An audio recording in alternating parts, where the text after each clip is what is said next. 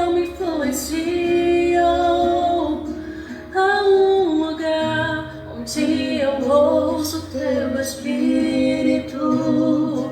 Há um lugar de vitória em meio à guerra. Esse lugar é no Senhor. Esse lugar é no Senhor.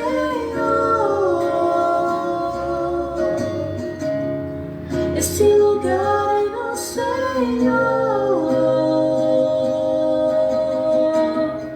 Esse lugar é no Senhor.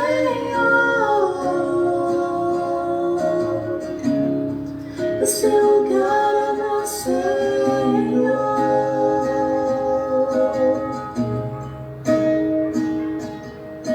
Boa noite, paz.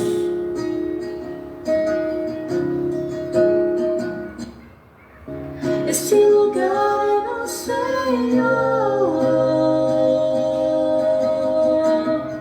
Esse lugar é no Senhor.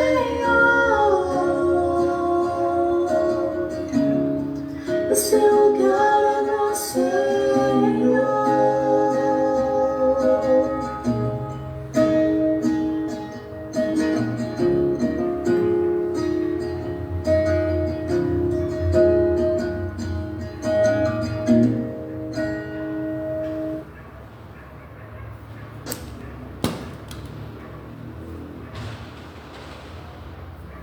A paz do Senhor Jesus, amém, Maria Helena, Rosângela, que Deus abençoe a vida de cada um de nós, né, que é tão bom a gente falar desse Jesus. Eu queria queria lá em Brasília falar com Maria Helena, fazer um culto desse, batendo um papo com vocês, com Rosângela, com Maria Helena, né, se vocês quiserem abrir a casa de vocês, eu vou estar com vocês aí, falando com vocês e dando oportunidade a vocês também para trazer um testemunho, uma palavra de Deus para a gente, que eu creio que o que mais importa para nossas vidas é trazer a verdade de Deus para dentro de um mundo mentiroso. É tremendo, amados, trazer a verdade de Deus para um mundo que mente, um mundo que vive debaixo de engano, né? E isso nós sabemos disso. Eu tenho um texto em Atos capítulo 16 que eu gosto muito de estudar, porque é um livro que Lucas escreveu, né? Uma carta que Lucas escreveu, e que Paulo estava na unção do Espírito Santo, mas ele estava naquela missão mesmo de salvar vidas, de ganhar o mundo para Jesus. E ganhar o mundo para Jesus não é fácil, né? Ainda mais um homem com a intenção dele. Eu acho que o mundo estava na mente dele, né? E um mundo que ele conheceu que era mentiroso, porque ele se converteu de uma tal forma muito brusca, e logo que ele foi batizado, ou seja, logo depois que ele abriu os seus olhos, né, uma conversão fenomenal, uma conversão, transformação muito grande, porque o apóstolo Paulo, ele era um seguidor de Deus, ele era um fanático por Deus, né? Ele era um benjamita, ele era um judeu que se preocupava que Deus, e tanto que ele perseguia os cristãos por achar que eram hereges. Então ele não admitia que a religião judaica, né, vindo de Moisés, ele estudou, ele foi aluno de Gamaliel, aceitasse pessoas querendo transgredir a lei de Deus. Então ele perseguia, matava e roubava. Mas quando ele teve um encontro com Jesus e viu que Jesus era o Senhor, ele mudou radicalmente. E isso eu creio que o crente tem que ser radical. Radical num bom termo, num bom sentido. Radical no sentido assim, eu não quero a mentira, o pai da mentira é o diabo, eu não quero a mentira na minha vida, eu não quero o engano na minha vida. Então ele partiu por uma conversão praticamente quase imediata, que ele teve um encontro com uma pessoa que não tinha muita fama, né? Um crente que você não vê falar mais na Bíblia, o Ananias, né? Que chegou e falou para ele, Deus colocou ele diante de de Paulo, e Paulo aceitou ali a conversão, entendeu, foi batizado no Espírito Santo, e ali a partir daí já começaram a confessar que Jesus, que as pessoas ficavam espantadas, como é que pode um homem desse de repente transformado? É uma coisa muito, muito importante a gente ser radicalmente transformado por Deus. Você está caminhando numa direção, de repente você volta para a direção contrária e vê a luz de Deus no teu caminho. Agora eu estou certo, eu me arrependo. Aí, quando ele se converteu, Ananias recebeu de Deus assim: fala para ele que ele importa para Paulo sofrer pelo meu nome, porque ele fez tudo errado, ele perseguia aquele que era Deus verdadeiro. Então ele ficou transtornado, falou assim: agora eu me dou por ele, eu vou sofrer, eu estava tudo errado, porque ele era fanático por Deus. E quando ele viu que ele estava contra Deus, ele estava lutando contra Deus, ele falou: meu Deus, agora me perdoa, eu vou servir a Deus de todas as formas. Eu não vou aqui contar todo o testemunho, que vai demandar muito tempo, mas eu quero, como eu falei, eu quero ver no capítulo 16, né, que vocês possam ver. Deixa eu ver aqui.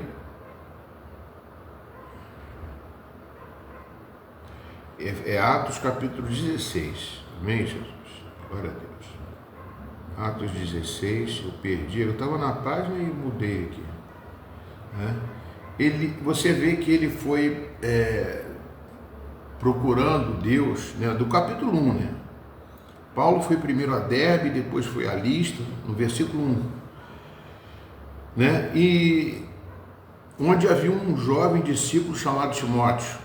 Aí ele encontrou. A mãe dele era uma judia, até já falei sobre isso na escola dominical, e o pai dele era grego. E os irmãos em Listra e Icônio o tinham em alta consideração, de que Paulo pediu que ele os acompanhasse em sua viagem. Então já pegou Timóteo como discípulo. No versículo 6 ele fala, Atos 16, 6. Em seguida Paulo e Silas viajaram pela região de Frígia e Galácia, pois o Espírito Santo os impediu de pregar a palavra na província da Ásia. O homem já tinha tanta intimidade com o Espírito Santo que o Espírito Santo proibia: não vai para a Ásia não, eu quero que você vá para a Europa, porque para a Europa é o Ocidente, já começa a se preocupar e falar de Deus. Falar de Deus na Europa foi esse evangelho que chegou até nós, já começou a expandir para a Europa. E Paulo vai para a Europa. Então, chegando à fronteira de Mísia, tentando ir para o norte, indo para a direção de Tiro, aí eu gosto que o Lucas escreve assim: o Espírito de Jesus não permitiu. É o Espírito Santo, mas aqui ele transforma no Espírito de Jesus. É como se falo sempre para vocês: esse Espírito que está em você, que está em mim, é o Espírito de Cristo, o Espírito de Jesus. E esse Jesus que está dentro de mim, dentro de você, ele quer se manifestar ao mundo de mentira, de inverdades e de enganos. E eu precisa de mim, precisa de Deus, precisa de mim, precisa de você. Até o fim, eles querem nós. Jesus tem que se manifestar através de nós. Então o Espírito de Jesus não permitiu, e assim seguiram viagem para a Mísia. Aí quando você vai lá no versículo 11, embarcamos em Troade, navegamos diretamente à ilha de Samotrace. No dia seguinte chegamos a Neópolis e dali alcançamos Filipe. Mas isso antes, no versículo 9, ele diz: naquela noite Paulo teve uma visão na qual um homem da Macedônia em pé lhe suplicava: venha para a Macedônia. Macedônia é a Grécia, já é na Europa. E ele tem esse encontro na Europa. Ele chega lá em Troade e encontra uma mulher chamada Lídia, né? Ela se converte, abre a casa dela para fazer uma célula, e ali eles começam a pregar o evangelho de uma coisa poderosa, de uma forma maravilhosa, né? Lídia, da cidade de Tiatira, comerciante de tecido de púrpura. Enquanto ela nos ouvia, o Senhor lhe abriu o coração e ela aceitou aquilo que Paulo estava dizendo. Foi batizada junto com a sua família e pediu que nos hospedasse em sua casa. E se concordam que creio de fato no Senhor, venham ficar na minha casa, disse ela, e insistiu até que Lucas diz, nós aceitamos. Quando ele fala nós aceitamos, é que Lucas estava junto com Paulo aqui, né? Certo dia, enquanto íamos para um lugar de oração, veio ao nosso encontro uma escrava possuída de um espírito pelo qual ela predizia. Eu vou ver que versão é essa aqui, é a versão NVT. Eu vou mudar a versão, vou botar NAA. Então, aqui no versículo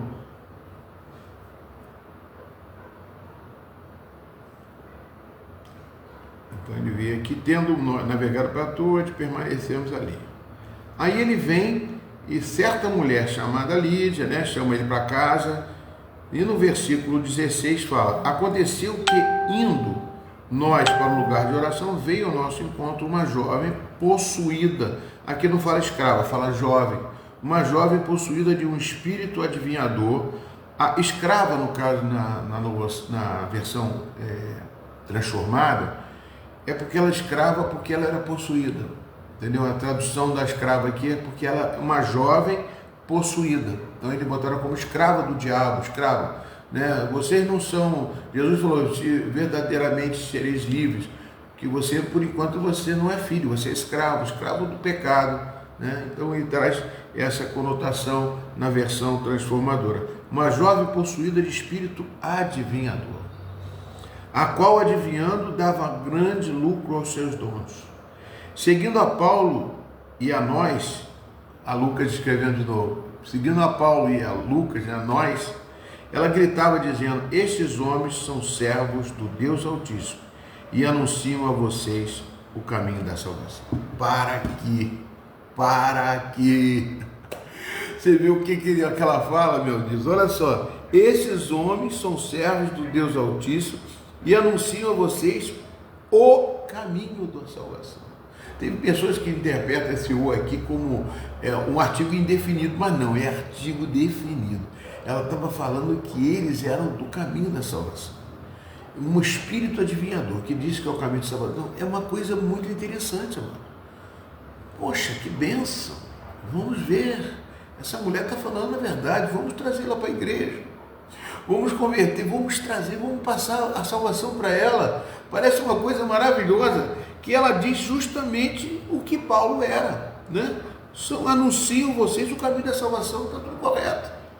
E Lucas não vai mentir, Lucas está falando a verdade, Lucas estava lá, foi ele que escreveu. Isto se repetiu por quanto tempo? Muitos dias. Então Paulo, indignado, voltando-se, disse ao Espírito, em nome de Jesus Cristo, eu te ordeno que saia desta mulher. Amados, o que acontece? Dentro da igreja, mano, às vezes acontece. As pessoas que estão professando Jesus Cristo, mas que ainda estão endemoniadas, ou oprimidas, ou trazendo uma mentira para dentro de nós. É muito difícil, amados. A luta espiritual, ela é mais real que a luta física. É porque é uma luta que envolve pessoas de todas as partes. Josete, Elisete, Deus abençoe. Valquíria, Deus abençoe vocês.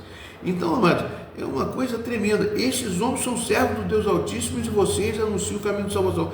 E mais uma coisa, depois de muitos dias, Paulo tomou essa posição. Imagina quando Paulo ia para casa, atormentado, conversando com os seus irmãos. Que mulher é essa? Eu estava lá, eu sabia, né? Eu também estava lá. Que mulher é essa? Que fica anunciando o caminho da mas ela não é de Deus. Essa mulher está perturbando. E sabe o que acontecia, mãe? Ela, por ser influente da cidade, muitas pessoas, presta bem atenção, seguiam a Paulo, estava lá, eu vi, seguiam a Paulo e aos cristãos ali que estavam, juntando muita gente. Por quê? Porque não vinham por causa de Paulo, não pelo que Paulo pregava, mas pelo que aquela mulher representava. Poxa, essa mulher aqui é conhecida, olha só, a jovem adivinhadora está seguindo a Paulo, e por muitos dias dizendo que ele é o servo do Deus Altíssimo, vamos todo mundo. A igreja de Paulo ficou cheia de gente seguida por Jesus? Não, seguida por um espírito de engano. Pastor, eu nunca pensei nisso, pastor.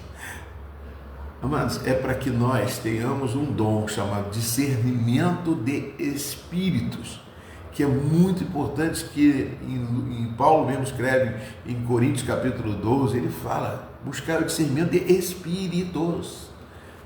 Porque a gente sabe, amados, que eu já peguei pessoas em que levaram para mim, pastor, conheço uma pessoa que se converteu, está maravilhado, não sei o que, está orando em línguas. Eu fui na casa da pessoa, lá no Barreto, lá em Niterói. Quando eu cheguei lá, fui orar com a pessoa, eu falei, meu Deus, isso aqui não é língua de Deus, não. E eu fui providencialmente, falei, Senhor, vou te abençoar, essa língua é de Deus, então vamos ungir a tua língua. Eu peguei um óleo ungido, falei, Senhor, esse óleo é consagrado ao Senhor, eu vou consagrar esta boca que fala em língua. Meu irmão, o homem se torceu todo e ficou todo torto e começou a falar um monte de asneira. Falei, diabo, você pode enganar muito, mas ao Senhor você não engana. Então existem muitas situações, essa que eu vi foi uma coisa assim, na casa de uma pessoa, isolada, na igreja é coisa de muita gente. Então aqui nós vemos que essa pessoa atraía pessoas, porque ela era conhecida na cidade, né? E Paulo falou, meu Deus, se eu repreender o espírito desse demônio, eu vou causar uma polêmica tremenda. Eu creio que Paulo ali, mas, né, quando ia para casa, ficava, que passou muitos dias, ele ficava, mas se eu repreender ela, vai vir todo mundo para cima de mim, vai acontecer um fato, vai dar problema, eu vou ser preso, vai acontecer alguma coisa comigo. Porque é difícil tomar decisões assim. A gente tem que orar muito a Deus e pedir discernimento de espírito e saber a hora certa de fazer as coisas. Sabendo que neste mundo, como Jesus disse, nós seremos perseguidos. Né? Nós não estamos de acordo com a vigência do mundo, com a lei do mundo. Nós somos diferenciados, nós somos diferenciados, nós somos do Senhor. Nós pregamos a verdade de Cristo. E aqui, amados, o que aconteceu? Isto se repetiu por muitos dias. Então Paulo já indignado, a palavra de Lucas, para falar indignado, que ele estava muito chateado, muito indignado. Falou assim, não tem mais jeito, eu vou ter que repreender. Voltando-se, disse, em nome de Jesus Cristo, eu te mando, sai dela. E à mesma hora o espírito saiu. Quando o espírito saiu, né? Aí vem no versículo 19, Lucas faz uma encurta aqui, né? Quando os donos da jovem, né? Aí a escravidão, né, que fala do NVT, quando os donos da jovem viram que se havia desfeito a esperança de lucro, agarraram Paulo e Silas e os arrastaram para a praça, à presença das autoridades, e levando-os aos magistrados, disseram, esses homens, sendo judeus, perturbam a nossa cidade, propagando costumes que não podemos aceitar e nem praticar, porque nós somos romanos. Eles são romanos. Era uma comunidade, Filipos era uma comunidade de Roma, que Roma tinha invadido, e muitos oficiais de Roma, ricos, pessoas que tinham um cargo alto, se deslocavam para Filipos e procuravam passar, no caso assim, tipo a aposentadoria deles, ficavam ali em Filipos. Né? Era uma cidade que é povoada de romanos. Então a multidão se levantou, unida contra eles, e os magistrados, rasgando-lhes as roupas, mandaram açoitá-los com varas. E depois de lhe darem muitos açoites, os lançaram na prisão, rasgado as costas, né? Só está na minha Bíblia, aqui só no acrescentares de pastor Luiz, ordenando ao carcereiro que o guardasse com toda a segurança, não deixa ele sair, bota no fundo do cárcere, e que é mais úmido, para arder as marcas que estão nas costas dele, das lanhadas que deram nele. E este, recebendo a tal ordem, ele levou ele, empurrando ele lá para dentro do cárcere, prendeu os pés dele no tronco, amarrou ele como se fosse assim uma coisa, um bandido forasteiro, o pior bandido do mundo. Por volta da meia-noite, Paulo e Silas oravam e cantavam louvores a Deus. Está doendo? A tua luta dói? A minha dói. Mas eu tenho que louvar e cantar ao Senhor. Senhor Deus, eu louvo a Ti, Senhor. Satanás, você não tem poder sobre a minha vida. Mesmo que eu sofra, eu não vou blasfemar contra o meu Deus. Está machucando, está doendo, mas tu és o meu Senhor. Que Jesus abençoe você, que Jesus fortaleça a sua vida, mesmo nos momentos difíceis. Deus quer ver que você seja um obreiro aprovado, que não tenha que se envergonhar da palavra da verdade. E aí, por volta da meia-noite, Paulo e Silas cantavam louvores a Deus, mas não cantava baixo, louvavam alto. Eu estava lá, eu vi. Eu estava lá. Glória, glória, aleluia, glória, glória, aleluia, glória, glória, aleluia, vencendo, vem Jesus. Eles cantavam alto porque está escrito assim, ó, os demais companheiros da prisão escutavam.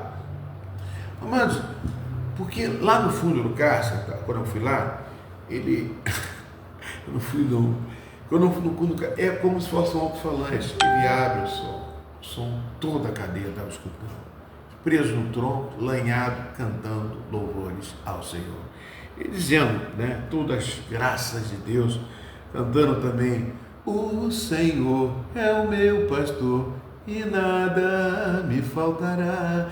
E ali, amados, com aquele louvor, sentindo no meio daquela dor, Deus intervém sobrenaturalmente. Diz assim no versículo 26, de repente sobreveio um tamanho terremoto, que sacudiu os alicerces da prisão, e todas as portas se abriram, e as correntes de todos os presos se soltaram. O terremoto de Deus não causa destruição, causa libertação.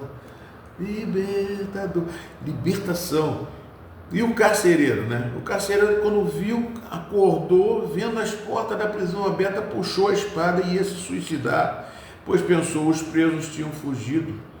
Paulo gritou bem alto, não faça nenhum mal a si mesmo, pois todos nós estamos aqui, ó. Está todo mundo, os ladrões já se converteram, está todo mundo convertido aqui, está todo mundo aqui. Então o carcereiro, tendo pedido uma luz, entrou correndo, trêmulo, prostou-se diante de Paulo e Silas, depois trazendo-os para fora, disse, senhores, que devo fazer para que seja salvo? Com certeza houve um diálogo, houve mais conversas entre eles. Ele respondeu, creia no Senhor Jesus e será salvo, você e toda a sua casa. Você crê? Toda a sua casa será salva. Se o diabo falar que não, aqui está escrita a palavra de Deus. Eu creio, toda a minha casa será salva. É tremendo. E pregaram a palavra de Deus ao carcereiro e todos os que faziam parte da casa dele. Naquela mesma hora da noite, cuidando deles, lavou-lhes os feridas dos açoites. Logo a seguir, todos os membros da casa dele foram batizados. Até as crianças foram batizadas, todos os membros, as crianças não foram batizadas. E foram batizados. Então, levando-os para a sua própria casa, deu-lhes de comer, levou para a casa do carcereiro, com todos os seus, manifestava grande alegria por ter crido em Deus. Quando amanheceu, os magistrados enviaram oficiais da justiça com a seguinte ordem para o carcereiro, põe aqueles homens em liberdade. Então o carcereiro comunicou isso a Paulo, dizendo, magistrados ordenaram que nos fosse posto em liberdade. Portanto, vocês podem sair, vão em paz. Paulo, porém, lhe disse, sem ter havido processo formal contra nós, nos açoitaram, publicamente nos jogaram na cadeia, sendo nós cidadãos romanos. Querem agora nos mandar embora sem alarde? Não, nada disso, pelo contrário, que venham eles pessoalmente aqui e nos põem em liberdade. Sentando na mesa dos adversários, dizendo que esse Deus meu, ele é maior do que qualquer autoridade na terra. Amém? Os oficiais da justiça comunicaram isso aos magistrados quando eles souberam que Paulo e Silas eram cidadãos romanos, deram uma carteirada, né? Ficaram com medo e foram até eles e pediram desculpas e, relaxando-os à prisão, pediram que se retirasse da cidade. Tendo saído da prisão, Paulo e Silas dirigiram-se para a casa de Lídia, aonde era a célula. A Lídia, vendedora de púrpura, e depois, vendo os irmãos, os animaram e depois partiram. E ali foi estabelecida a igreja de Filipe. Amém? Uma igreja tremenda, abençoada por Deus. Que tem a carta de Paulo aos Filipos fala sobre essa igreja. E sobre você, hein? sobre você. Você é aquele que sabe. No mundo nós temos aflições, lutas, dificuldades, e temos muitas pessoas que às vezes a gente pensa, fica assim, poxa, como é que Jesus deixou Judas 3 anos no ministério da tesouraria? Como é que Judas conseguiu ficar ali e Jesus não reclamar? Porque ele era um bom profissional. Na hora certa, ele saiu. A gente tem que saber lidar com todo mundo, com todas as pessoas, amando e louvando ao Senhor. Porque se o Senhor te chamou, Ele te capacita e justificou você para que você se torne um filho de Deus, uma filha de Deus. Amém, queridos? Hoje a notícia, a mensagem foi essa para vocês. Que Deus abençoe vocês. Domingo de manhã estamos lá, domingo à noite também estamos lá. E amanhã tem oração da igreja. Estamos orando e precisamos de mais gente orando na igreja, para que possamos ter todos os dias da semana em oração, né? Por a irmã Ana, que é a coordenadora da intercessão, ela vai arranjar uma vaguinha para você lá, para a gente poder estar orando e nunca deixar a peteca cair, ou seja, nunca deixar que o inimigo venha te enganar, amém? Que Deus abençoe vocês, tá? Eu vou ter que partir, vou embora agora. Não vou embora, vou ficar aqui mesmo. Senhor, em nome de Jesus, abençoa a vida dos teus filhos. Já são 8h30, Pai, é meia hora que eu passo aqui com esses teus filhos, louvando a Deus com aquele louvor maravilhoso, né? Que o Senhor é o Senhor que está sempre, né? É o Senhor que está sempre perto de nós, buscando, falando conosco, né? Há um lugar, esse lugar é o Senhor. Que Deus abençoe, que Deus te cure, que Deus te liberte, que a graça de Deus seja na sua casa, em todos os quartos, em todos os cômodos da sua casa, e na sua família, e do seu trabalho. Que Deus nunca se esqueça, nunca te abandone. Ele está contigo. Fica na paz de Jesus, que Deus abençoe, em nome de Jesus. Paz de Jesus, queridos. Deus abençoe. Tchau, tchau.